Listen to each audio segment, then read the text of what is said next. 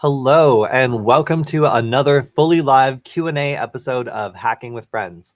My name is Kody Kinzie. I am a security researcher at Varonis, and today I am going to answer your hacking related questions, especially if they relate back to the DEF CON and Black Hat hacker conferences. Now, I just got back from these conferences after spending a blisteringly hot week in Las Vegas, and I'm excited to talk about some of the things I saw there. Including Black Hat. There were some cool things at Black Hat too, but of course the spotlight is going to be on DEF CON because that's where all the really cool stuff happens. But let's go ahead and start out with Black Hat and talk about a couple of the things that happened there. And also, hello everyone. I see we've already got some questions about uncensored AI running locally. So yeah, we'll get to that in just a little bit. Volume high today. Okay, good. Yeah, so I'm back in the studio. On the previous two streams, I was running off of my earbuds. So definitely a little bit of an improvement with like a better mic setup. But yeah, hello everyone. Good to see you. Good to see you, James. Also saw that video that you dropped in the Discord server, James. We're going to be talking about that in just a little bit as well. So you can see I have a new cool shirt. I also have a new cool hat. So one of these I got at DEF CON, the other I got at Black Hat. Let's go ahead and check out the first one, which is the Varonis Threat Labs one. So this actually looks so much like a goon shirt that I almost got in trouble, like trying to go to my goon shift at DEF CON while wearing it. But it is, in fact, the new Varonis Threat Lab shirt. They had a bunch of our cool security researchers running around both Black Hat and DEF CON. So I got to hang out with some of them and see exactly what they were presenting. Now, over at the Varonis booth, we had this. This was our Capture the Flag challenge. And what was kind of cool about it is that it is mostly focused on Salesforce. So, and answering your question in the audience, this is, if you've got an IT question, I can give it a shot. I'm not the best IT kind of guy, but I did fail like a routing and switching class. So I feel prepared to answer just about anything, even if it's with, I don't know. All right, so let's talk about the Varonis CTF and what that was. So this was something that Varonis did at their table, and it allowed people to see some of the research that our team has done into Salesforce. So lots and lots of companies use Salesforce, and frequently they mess it up. They don't configure things properly. There's add-ons. There's like all this stuff that goes into Salesforce. It's like a really complicated product. And as a result, like frequently these big businesses will do things and expose things that they don't mean to. So in this example, we have a support form that accidentally exposes internal data. And the way that we can get into this is by basically using something like Burp Suite or OWASP Zap to play around with the responses and see if we can get something interesting and abuse a feature hidden within Salesforce. So do you guys want to do this with me? I kind of want to show off like how this works because it's not that hard. So let's go ahead and show off what it looks like. So I'm going to click on Start Challenge. We'll see. Hopefully this is still up. This should be like a customer support portal. Okay, yep, we have a customer support portal, and then we can submit like a description of like an event or whatever, or something like that. So according to the CTF, we are going to capture a post request, and then we are going to take a look for one that has this string in it. So let's go ahead and do this. Do you guys want to do the CTF with me? Nobody's saying yes or no, so I'm going to do it. You have no choice. All right, so let's go. I'm going to switch over to OWASP Zap. I'm going to drag it up here. And this is OWASP Zap. So the researchers were using Burp Suite, and Burp Suite is fine. It's cool, but it's not free. And they won't give me a version for evaluation that is free. And that irritates me beyond belief. It's really quite annoying. So as a result, we're going to be using OWASP Zap because it is free. And while the documentation is maybe not the easiest to find sometimes, it still is a great tool. So let's go ahead and use this. So we're going to do Manual Explorer, and then it's going to ask us what URL we want to explore. So we're going to use this support portal. And what it's going to do is it's going to pop up a browser that is puppeteered by OWASP Zap. So everything that is going through this browser is actually going to be sent through OWASP Zap first so that we can see all of the requests. And we can see there's a bunch of stuff happening now as this opens up. And these are all GET requests. So we're more looking for a POST request, but we can see this is slowly opening. And this is our intercepted or proxied browser session. So if this loads properly, what I'm going to do is type in some sort of support issue, and then I'm going to hit post and hit submit and see if I can create that post request. So subject, my Roomba is trying to kill me. Description: I gave my Roomba a knife. Now it is chasing me. Email: hello at yes. No. Okay, we're going to create our case, complaining about the Roomba. And this would be like the way that any big company would, be offering a service portal for issues, or something like that. And our goal here as an attacker is to find out whether or not we can get in and read other people's issues and other internal data. So this is what we're going to do. We're going to look, okay, we can see there's this post request. When I pop it up, we are going to look for, well, actually, I guess I can just expand this. Yeah, okay, so we're looking for the SF site /Aura. Let's see what we're supposed to be looking for in this other Firefox that is not puppeteered. Gonna go back here. Customer support /F/Aura. Is that what we got here? Customer support site / okay, so this looks like it's correct. So this is what we want to do here. I'm going to right mouse click and click open /resend with request editor. And of course, it's open in a new window. So I'm going to drag it over here. All right, so this is our request editor. This allows us to change parts of this web request and send them again, and then kind of see what happens. So we're going to take this message equals part, and we're going to delete it. We're just going to get rid of everything all the way up to and Aura context. And we're going to replace this with our own payload. Now, this payload is basically just figuring out how to use the internal Salesforce tools that are available. But it's messed up slightly because of the text editor or the text presenter that we're using here. So we're going to have to fix this. So this is the payload. We're going to paste this in. And then I'm going to have to find any extra spaces that ended up here because that makes the JSON not valid. So we got one right here. And I know there's another one. Where are you hiding? There, calling descriptor. Okay, so I've now fixed this JavaScript, which would have broken this, by the way. I'm going to hit send, and then we should see a response. Okay, we've got a success. That means that I fixed the JavaScript. So we now can see basically a list of all the different parameters that we have access to. So as we go through, we can see user list preface, geolocate, field-based pack, entity definition. So if we go over to the CTF again, we can see that we're looking for a descriptor called case comment. So let's go ahead and see if we can find that.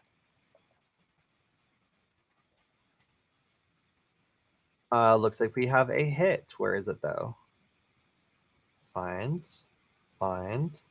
All right, well, we have a hit. It's in here somewhere. CMS, talking. Oh, there we go. Case comment. So this is the descriptor that we're looking for to exploit in the next step. So if you're following along so far, we have intercepted a request, we've modified it, and now we've identified something we're interested in. So the final step is going to be, we're going to use this JSON to basically get information under that descriptor.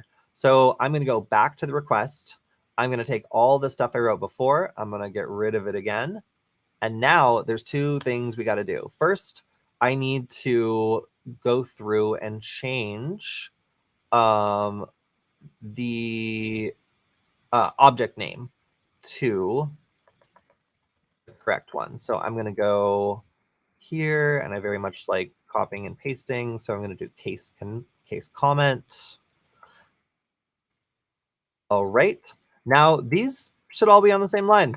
Don't know why they're not. So we're going to go through and get rid of everything that's not on the same line. Just a little bit of cleanup to make this JSON valid. Okay. And then I think I might need to make sure that there's no spaces here as well. I feel that coming on. And again, this is like, I think like a consequence of like the way that the text displayer on the website works. I'm going to look. Ah, yes, here we have a space. Get out of there. Anything else? I think that's good. All right, so this is the final step in the CTF. I'm going to go ahead and send this, and cross my fingers. That was kind of a lot of steps. And we've got success. Okay, so I'm going to search. Oops, I'm going to search this response for CTF. Let's see if we can find our flag. We've got a hit for CTF. Where is it? Dear CTF. And here is the flag. So, all right, I just got the first flag in the Varonis Salesforce CTF. That was not that hard. And the rest of the CTF gets a little bit harder. So yes, that is something that you can check out if you're interested in the way that Salesforce hacking works. It's becoming a lot more popular, and in particular, Varonis is dedicating a lot of resources to Salesforce hacking and like learning about how it works and making sure that we can be on the cutting edge with it. So yeah, in this case, I was able to get access to comments about someone's smart door system. And this is access to the company's internal comments on support issues.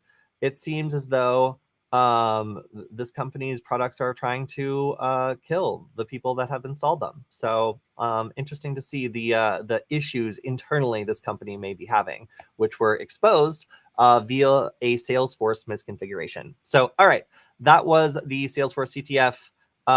Again, this is something that I just I learned how to do this while I was there. A couple different people managed to get this, and it came out really cool. It came out really, really cool. So, oh, look at this. We've got a question from the audience. Hello, sir. How was the DEF CON? So yes, this is from Michael. Michael was with us the entire DEF CON. So hi, Michael. Nice to see you. DEF CON was awesome. So okay, that pretty much wraps up Black Hat. That's what I was doing there. And then at DEF CON, I was working with Michael as a press goon. I can't find my badge. I don't know why. Michael, if you have it, please let me know. Anyway, yeah, so as a goon, first of all, what is a goon? Well, a goon is a person who is volunteering their time to work at DEF CON. They are somebody who is in charge of the conference, and there's a lot of legends around goons, you know, like they all have a secret network that they all can access to get information. Like they have all this info about the con, and legitimately some of them have been working for a long time at the conference and have lots of internal knowledge. Other times it kind of reminds me of my first security job where, you know, you're given a flashlight, given a uniform, and you're told to get in there and figure it out. And you basically only get talked to when you do something wrong.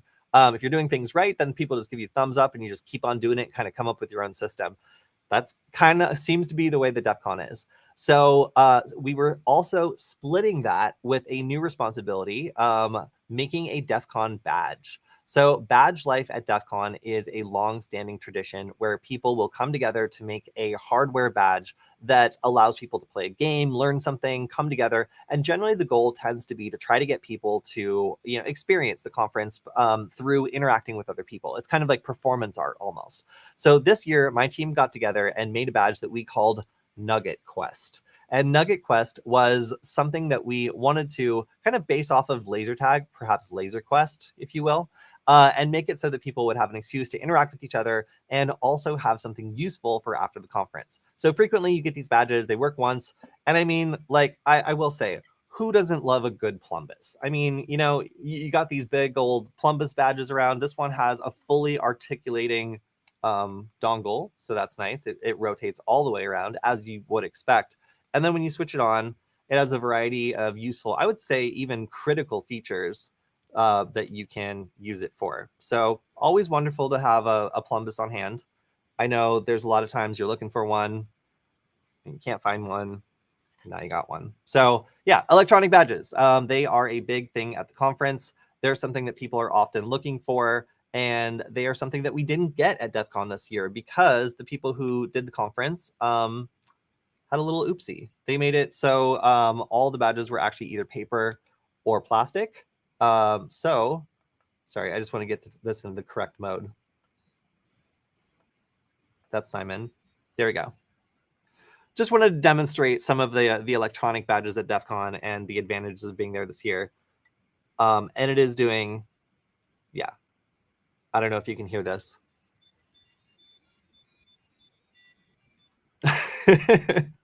Yeah, so this is one of my favorite badges this year. We traded one of our badges for one of these badges. I think they custom molded these in silicone as well. So a very interesting electronic badge this year.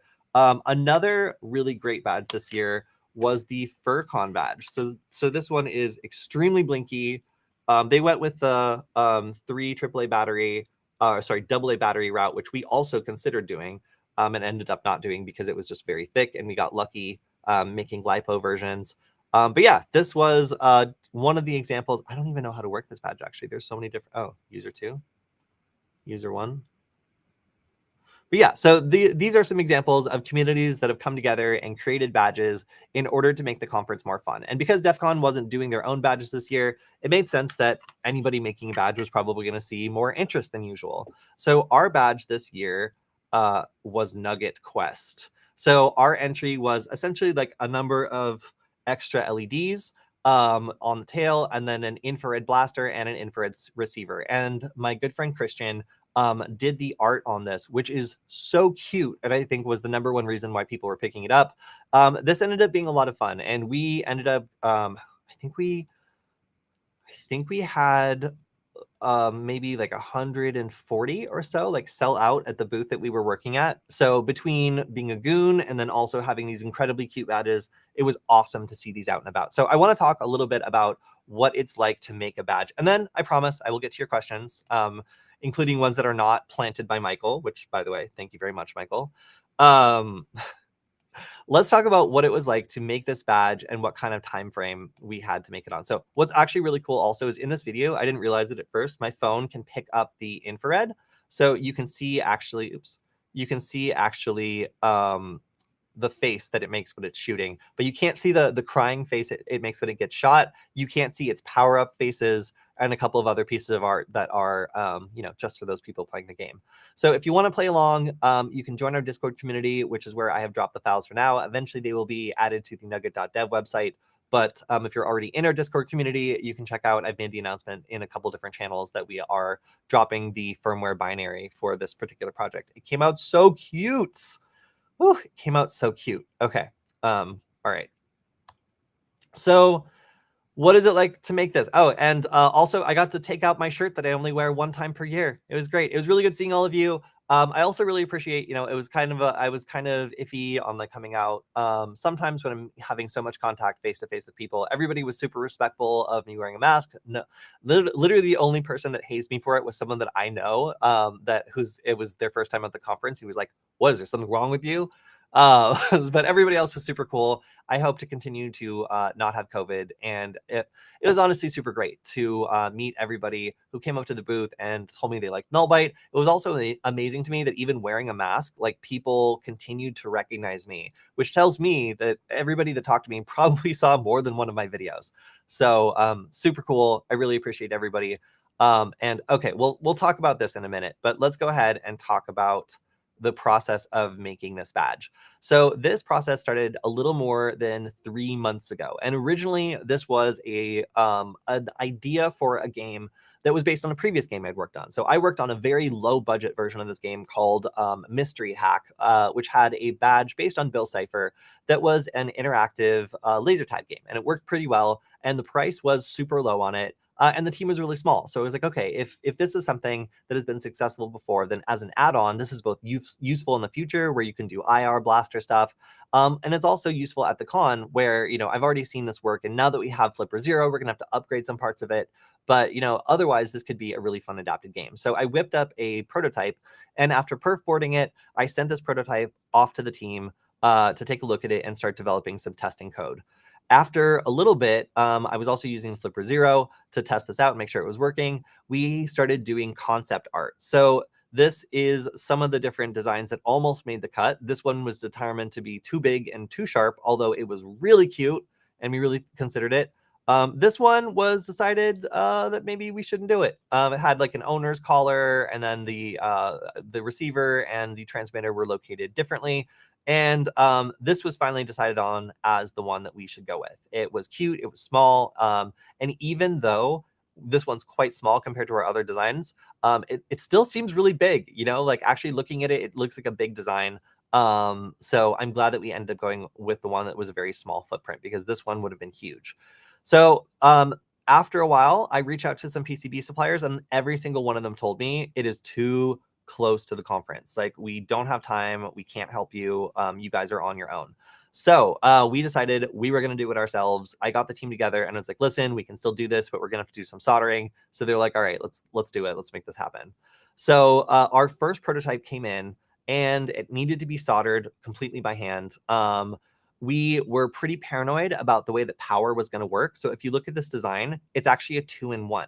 If you solder in a diode here, then you can have 3 AA batteries, the same way that the Furcon badge here does, which is a really safe thing to do. It makes the badge really thick and kind of heavy, but it provides reliable power. It's easy to just replace the batteries, and the circuit is extremely simple.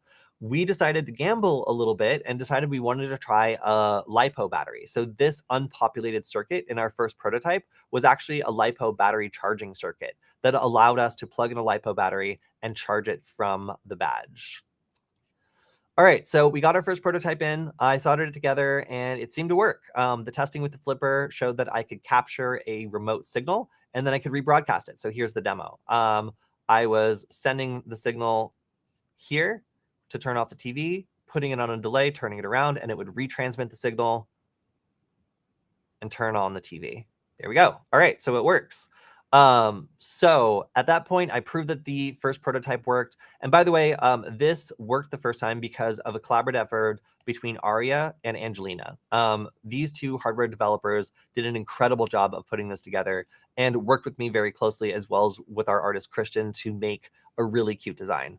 So we decided to gamble a month from the conference. We ordered these JLC PCB assembled boards that were all the way assembled, except they didn't have the blaster or the receiver. So that meant that we were going to get 200 of these things, and we would have to solder all 200 of them several pins. So this is the difference between the AA version and the LiPo version when it finally came in.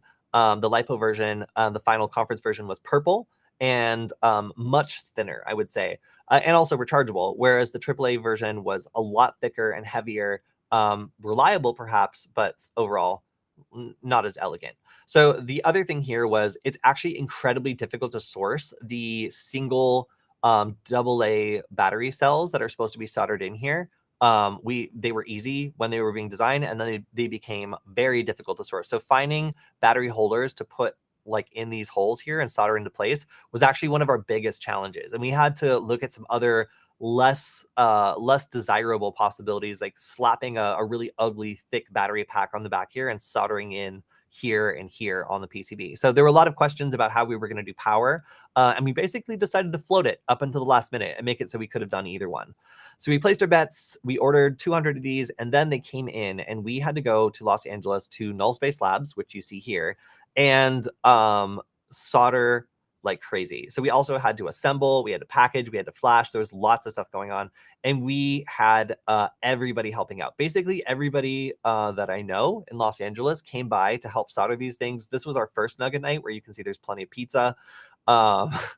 And we had a second one as well that was mostly soldering, where even more people came by. So this was a pretty wild time. I honestly didn't think we were going to finish it. We actually got this done mostly because of our friend Irish, who contributed significantly to making sure everything got soldered. And then finally, 1 week before DEF CON, the pixel art for the game was finished. At the conference, we were testing it out in the hotel room. And then at the actual table, everybody was wearing one. And we had lots of them up on display, people asking about them, and seeing them out and about at the con and watching people actually like wearing these things was really incredible. Getting to see people like enjoying them and showing them off and playing the game. We only had a couple of complaints, and that was mostly because we didn't get a chance to charge these batteries beforehand. But if you just plug them into USB Type-C, they would charge right up. So it didn't seem to be any significant issue. So there's lots of things that could have gone wrong, you guys. This was not a professional timetable. Like if we were smarter, we would have started this 4 to 6 months prior to DEF CON, not 3 months before. So I highly do not recommend doing this. In total, oh, and then also we ran around and put these stickers around the conference to let people do power-ups and otherwise upgrade their badges during the conference. So 12 people contributed their time to this project in order to make it happen. We made 200 badges for the conference, and while it was a big success, it was also incredibly hard. And we paid a pretty high price on some of our components because we waited till the last minute to order them. So if you're going to be doing this, I highly recommend working with a bunch of people with a diverse range of specialties. Some of the reasons why we were able to do this is we had people with incredible amounts of experience like Arya who were able to stop problems before they got really bad, and allowed us to turn this initial concept drawing into this finished design within just a couple of weeks. So yeah, I was shocked that we were able to go from like an initial like perf board to a prototype to something that was actually ready for the conference in such a short period of time. And I have to say my team did an amazing job and I'm super proud of them. So if you were one of the people that came by and grabbed one of these, then thank you so much for supporting us. We're going to do this even bigger and better next year. And it was a lot of fun getting to work with everybody on this project. Okay, so now let me take some questions. I'm going to scroll through the chat real quick. Sorry, that was a lot about DEF CON, but working on this project, I really enjoyed getting to make a rapid prototype and do something so quickly. And thank you. I really enjoyed it.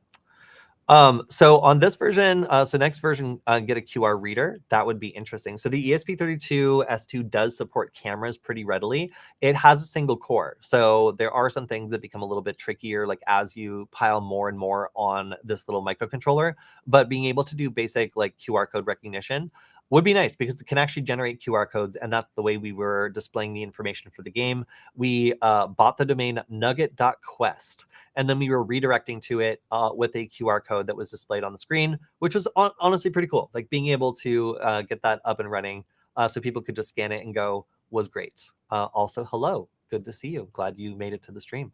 You're early, I think. Let's see. All right, so another question. Doesn't that also have the friend detector on it? How do you get one? So these were exclusive for the conference. So we do have, I think, like maybe 20 left or so.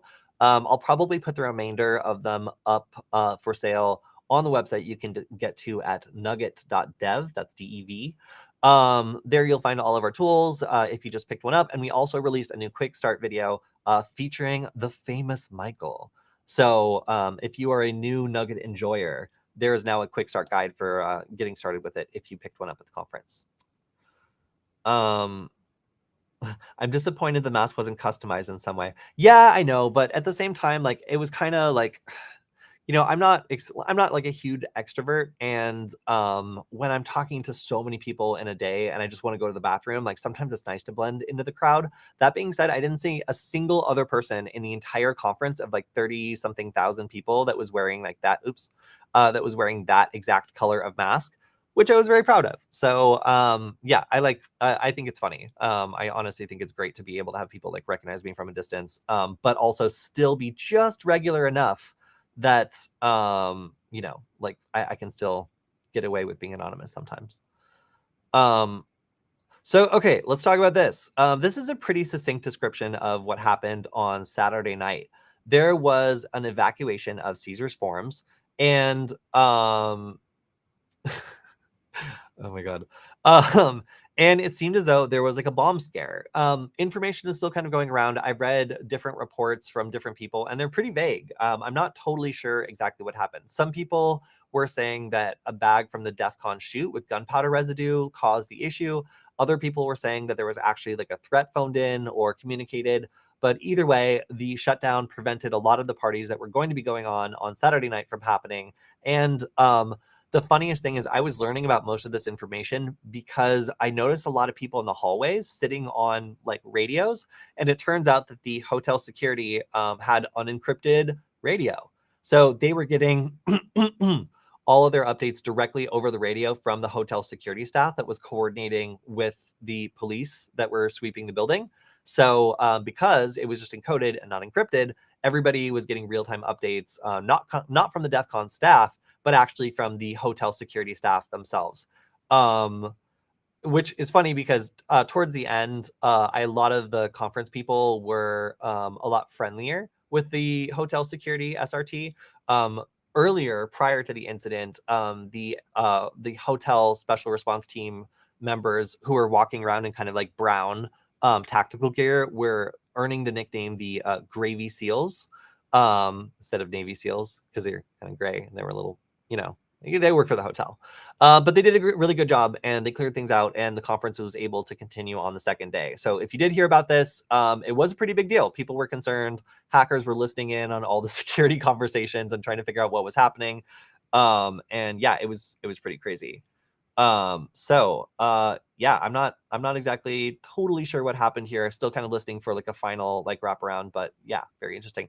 I also I wasn't able to see what time it was most of the time I was at the conference, because it was full open season on Googly Eyes, and sometimes you got to be fast. So I was using my watch to queue up like already ready to stick Googly Eyes, and as a result, I was running late for everything. So difficult trade-offs at the conference in order to stay open to new opportunities to Google stuff. And again, I do also have to shout out Angelina and Arya. Our other design, the Meow Mixer, sold out super quickly. I thought people were going to want like just hacking tools, but we made this originally for a 1 week long hacking cyber camp in Montana. And sorry, I'll get your question in 1 second. It ended up being so popular with the kids, we decided to bring like 150 or so to DEF CON just to see if people like them. And they sold out incredibly quickly. So we're going to bring these back, and I'll probably end up having them for sale in the store at some point, just because they're super cute. People enjoyed making them. And everybody who came back and showed us their fully soldered together Meow Mixer board was super proud of it and seemed to really enjoy the entire process. So even though I think that the eyes are very close together and kind of make the pins there a little bit tricky to solder, most people were able to do it. So yeah, I was just really proud of our team for making something so damn cute and also really great for beginners. This was another awesome thing we got to do at the conference. Let's see. All right, one question was, how did you hear unencrypted radio? So a lot of the people at the conference had radios that were tunable to the frequencies that the hotel security was using.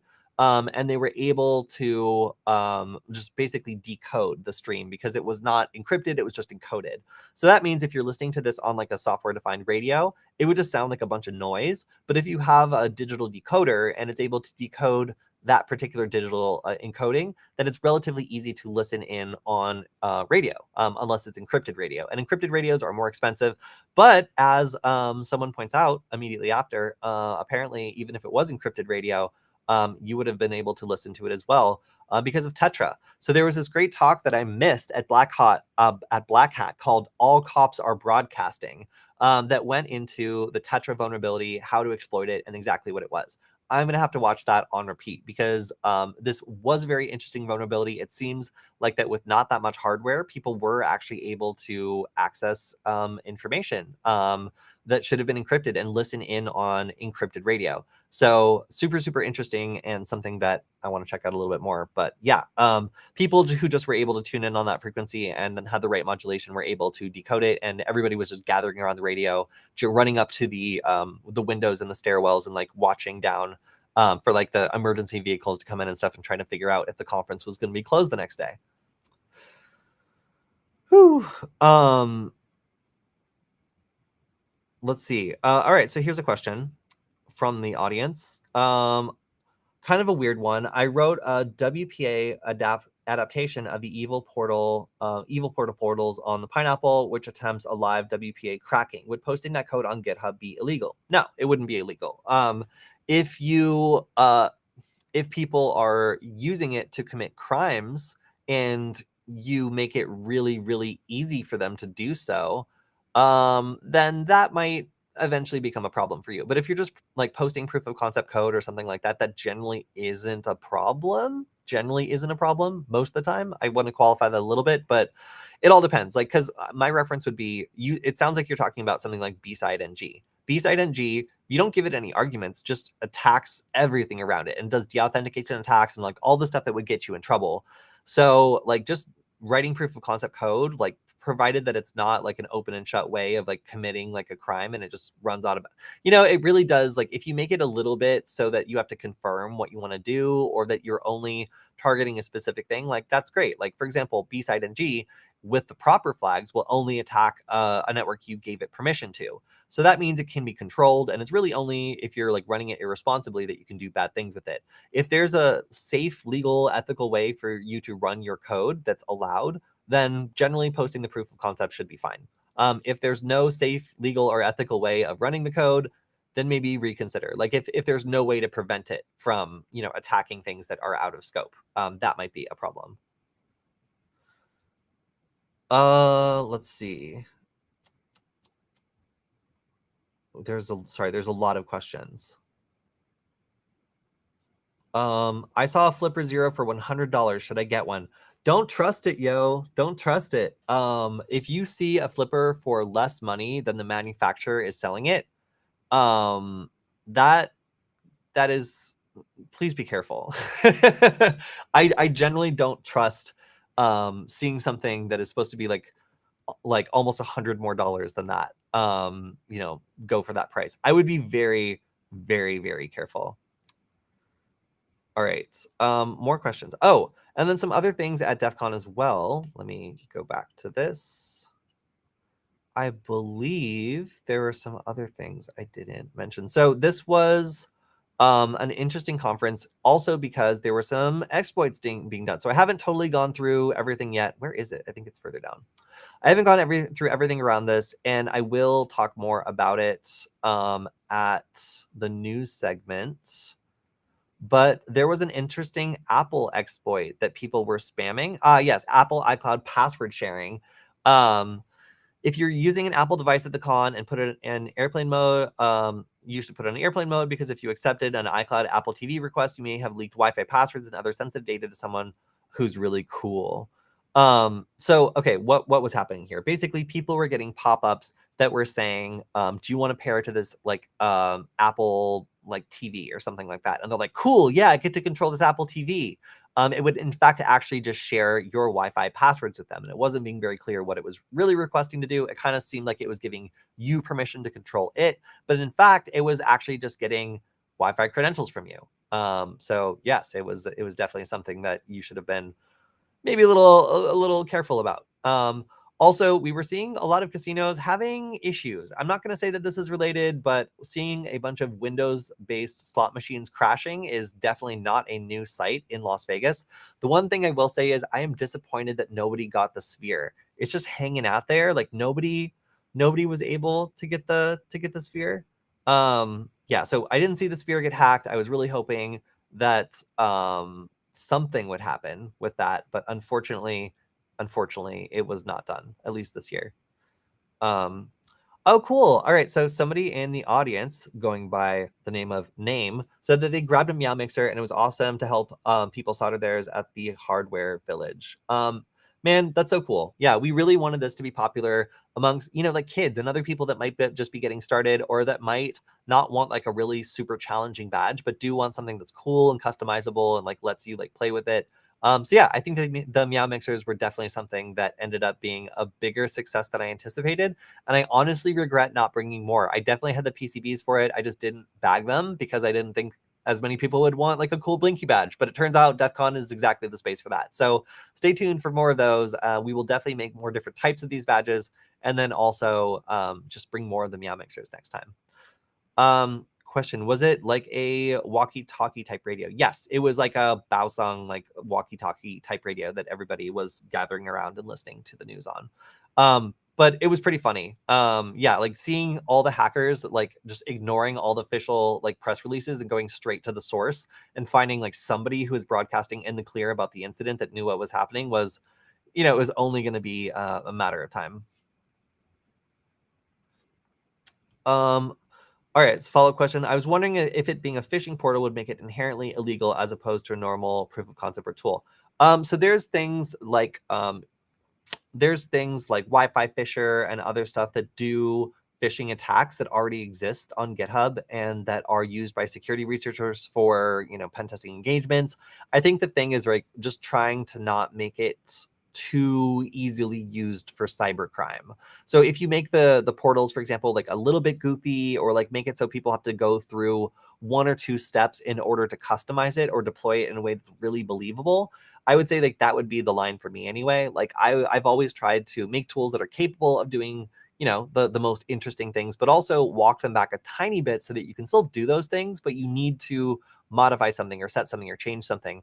I think Flipper Zero is a pretty good example of how this can work by restricting like certain, you know, bands and whatever, where if you really want to do those things, if you really want to unlock them, if there's something specific you want to do, there's ways of flashing the firmware that's unlocked, or like being able to do things that are normally prohibited in their official firmware.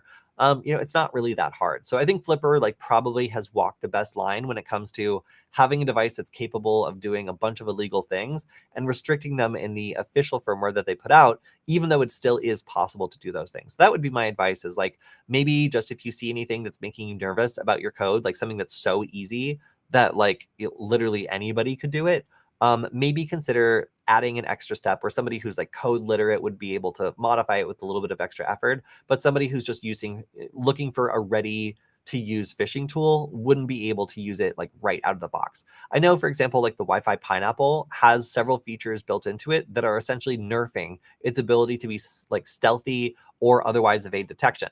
Now, why do they do this? So for example, if you have a Wi-Fi Pineapple and you plug it in and just run it right out of the box, it's going to set off every alert in Kismet. Why is that?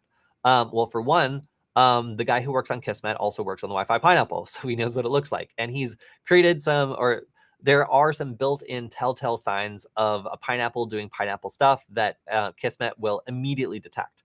Now, one of those things is any device that has the same consistent MAC address, but is putting out different SSIDs. So it's basically one piece of hardware pretending to be multiple different networks. That will cause an alert in Kismet. Now, the Pineapple could completely spoof different MAC addresses and different devices, like when it's creating these other fake networks, and evade that detection. But why doesn't it? Like, it seems like a pretty obvious thing to do. Well, the reason is to make it a little harder for people to use this thing to attack like enterprise people, like, or large businesses. It makes it so that the tool is detectable out of the box unless you customize stuff. And that's really the point here, is like, if you can make it so that out of the box, it's pretty easy to detect, then you mitigate the harm and make it so people who still really want to use it seriously can just follow a tutorial to unlock its full potential. That would be my answer.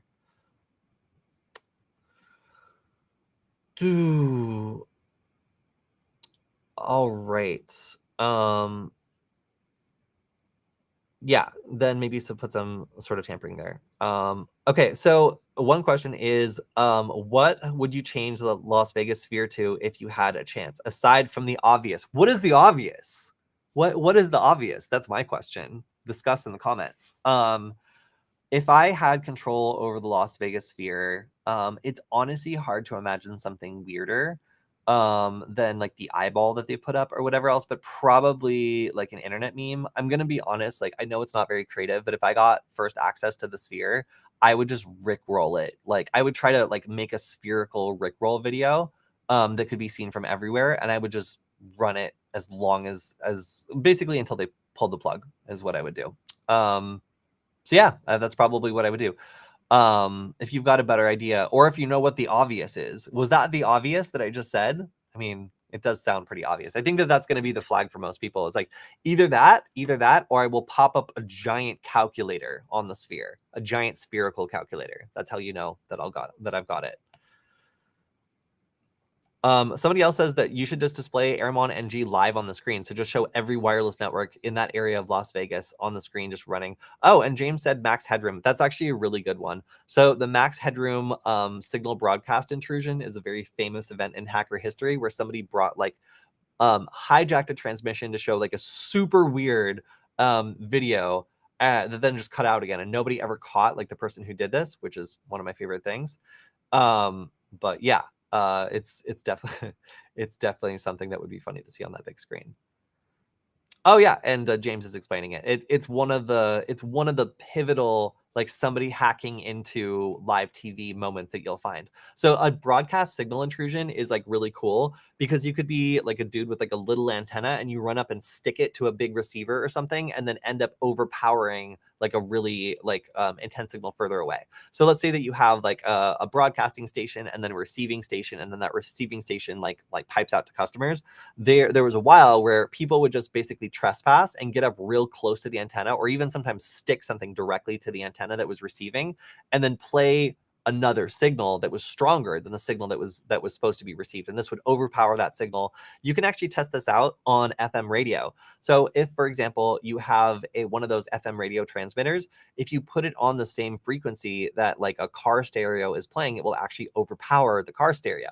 I used to, on Uber rides, have a Raspberry Pi program that I could use a pin on the Raspberry Pi to basically broadcast FM radio. And if I plugged in a GPIO pin, it got even better reception. So if I wanted to take over the radio in the Uber, I would like look over the seat, like observe the channel, set my Raspberry Pi radio to that channel too, and then play the music I wanted to listen to, and it would overpower whatever was playing. So broadcast signal intrusions are really cool. The way that they used to happen was not that complicated. And unfortunately, I don't think that's going to work for the Las Vegas Sphere, but maybe we'll find something similar. All right. Everybody assumes that max headroom would be awesome. Oh yeah, actually the DEF CON logo would be pretty good. I honestly, like, I think that they, even just for marketing purposes, if they were just like, oh, it got hacked, and they just displayed the DEF CON logo and whatever, it would have gotten so much news for the stupid Sphere. It just would have been a good PR event. They should have just let it happen. All right, I think that is most of the time we have today. I think we still got maybe 5 minutes. So if you're just getting here, if you've got questions about Black Hat, DEF CON, what it was like to be a goon at DEF CON, what it was like to work in the vendor area at DEF CON. By the way, sweaty, that's what it was like. There were so many people at the vendor area. The line to get into just buying a Hacker Warehouse item was all the way out the door and like around and down the hall. So it was pretty crazy seeing that many people all packed in such a small space, all frantically buying stuff. And also, I got to be a press liaison, so getting to interact with the press, do a tour of the conference, and get to see all the stuff that was set up and running was really cool. If I had to pick a favorite thing, like a favorite concept at the conference that I saw that's just like wild, it's going to be the soda machine. Does anybody in the chat know about the soda machine? If you do, feel free to shout it out and describe what it is. But the soda machine is basically, it just looks like a soda vending machine. And you can go up and you can put money into it. But it doesn't dispense drinks. It dispenses like a little printed out ticket. Does anybody in the chat know what the soda machine does? No? Okay, cool. Well, I'm going to tell you. So the soda machine is the Shell on demand appliance application, one of those things. It is something that is containing basically inside. It's not keeping drinks cold. It's keeping server racks cold. And it's got a bunch of servers which are able to be provisioned in a number of different, shells on demand. Yeah, there you go. All right, cool. So it is something that is designed to allow you to get a shell and then use it like for a CTF. So the example here would be like you're participating in a CTF. You need like a virtual machine with like Debian or something else. You would be able to go over, press the button, get a printed out like access credentials so that you could SSH into this thing, and boom, you have a shell on demand in whatever operating system that you're looking for. I'm gonna see if I can find a picture of it. I think this has been around before. I think it was at last DEF CON. But it was so cool to see this thing working.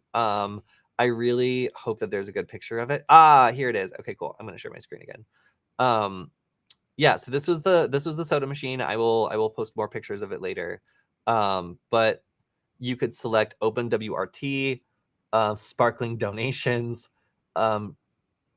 sugar-free BSD, Debian 0, Debian. Oh my God. Dr. Callie. I'm sorry. I didn't see the names of these sodas. They've fully gone wild with these names. But I thought this was by far the most clever application I've seen in a long time. It's really cool to be able to have something that looks like a standard thing you would see in a conference space, like actually be like a CTF hacking tool that lets you get a get a shell and use it. but yeah, I was very, very pleased by this. I thought it was super cool. We also had the Hack-A-Sat competition. Oh my gosh. Moonlighter was the name of the satellite. Let me turn this off while I look it up real quick. So Moonlighter had such good branding, you guys. Like as soon as I walked by it, I was like, this is the coolest like DEF CON presentation I've seen. So the Hack-A-Sat presentation looks like it was sponsored in part by the US Air Force, which I am not surprised by. Do they have pictures though? No, not really. Okay, well, I'll spare you of that. But yeah, in general, it was an opportunity to hack into a satellite that was actually in orbit. It gave you the ability to like download video from it. And I know that one of my friends who came here was able to. Oh, okay, cool. It looks like an Italian team one. I'm gonna share again. Was able to download video from the camera of this satellite. So yeah, very, very cool. See that Air Force is involved, trying to do Hack-A-Sat stuff. And then also, yeah, like it just had, it was just very easy to find. And there was a lot of very cool branding. Uncle Sam wants DEF CON hackers to pwn the Moonlighter satellite. Yeah, so hacking satellites, super, super cool. It was generally something that I really enjoyed seeing anybody being able to participate in. And the fact that a couple of my friends got to take a whack at the satellite and actually got, information from it was very cool. All right. Where can I join a team of ethical hackers? Generally at your local hackerspace. If you don't have one in your area, you can always travel to a larger city and see if there's a hackerspace or makerspace around. Hackerspaces are much more focused on hacking. So you'll see like usually they'll have a DEF CON chapter. Maybe they'll have like a con that they run themselves locally, or they'll organize events, classes. They're generally a hub for being able to find these spaces. And for me, my home hackerspace is Null Space Labs. It's where I'm most comfortable. I've been there for years. I'm a key holder there, and like it is a place where I can do a lot of great work and always run into interesting people doing interesting stuff. I got to hang out with people from Null Space Labs at DEF CON. Kind of gave me like a home crew to work with. So if you are anywhere near a major city that has a hacker space, they are wonderful. If you're in a smaller city, then maker spaces are everywhere. Generally, makers are a little bit less understanding of some of the breaking stuff that we want to do, but they still are a good place to branch out from, and you'll meet a lot of interesting people at maker spaces. These are frequently at everything from community colleges to libraries. So look around and see if you can find people who are interested in that sort of things, because often the best way to meet people who are interested in ethical hacking are finding people who are either teaching classes or taking classes. So yeah, like networking through a community hub, like a library, a community college, or a school, like a state school, are always good ways of finding other people who are interested. But if you have a hackerspace, they're really great. Let's see. I wonder if you can make a vending machine that provides on-demand distributed denial of service attacks. Dr. Fisher, Coca-Cola. Yeah, you could do that. You could definitely do that. And the funny thing would be that someone would have to physically find this vending machine and destroy it in order to stop the attack from happening. So that would be pretty funny. All right, so that is just about all the time that we have today. I want to give a big shout out to our sponsor for Varonis for sending me to both of these conferences. I got to check out Black Hat, participate in the super fun CTF, and also, get this cool shirt. And also I got to go to DEF CON and both serve the community there as a goon and run our community game. So thank you very much to everybody at Varonis who made that possible. I got to meet a bunch of our spooky and cool security researchers also, and they were awesome. So we definitely will be going to next year's DEF CON as well as Black Hat. So if you want to support the stream, you can always go to varonis.com/Kody. That's KODY. They do check to see how many people follow that link, and it will lead you to some of our latest content. And if you want to participate in the Varonis CTF, you can go back to the beginning of this video and see me playing it live, getting the first flag, and you can go to varonis.com/CTF if you want to play yourself. We will see you next time. If you've got any questions that haven't been answered, you can always go to our Discord server and ask them there. I will hopefully post a link in the chat. I apologize because our nugget.lol shortened link that we were using before is still restricted. Somebody reported it as spam, and it takes forever to fix. So I'm going to drop our new Discord server link in the chat, and feel free to jump on there, leave your questions, and we will make sure to get them answered on the next show. I will also answer any that are on the YouTube channel. So we will see you next on Friday for our live hacking stream where we're talking about all the news of the week. And I'm really trying to get Make It Hacken to come on the show because he made a lot of really cool DEF CON add-on badges this year, and I think would have a lot to say about making hardware and what it's like to attend these cons and make educational content. So hopefully we will see him on soon. All right, everyone, I will see you on Friday. Thank you to everybody who came by and said hello to me at the booth. And yeah, talk to you soon. Bye, everyone.